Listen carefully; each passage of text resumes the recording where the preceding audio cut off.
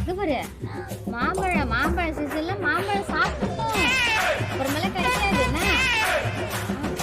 அக்கா என்ன சாப்பிட்ற?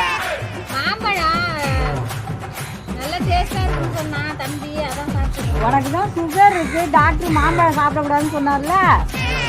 அட ஒரு நாளைக்கு கொடுக்கா.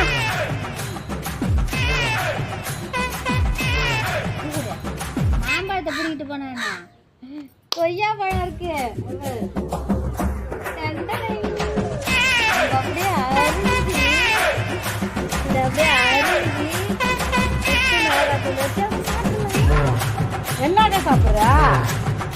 கொய்யா பழம் நைட்ல சுகருக்கு நல்லதுன்னு சொன்னாங்க.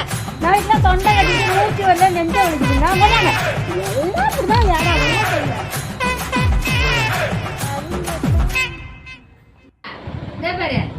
இதை வந்து நம்ம யாரும் சாப்பிட முடியாதுன்னு சொல்லவே முடியாது.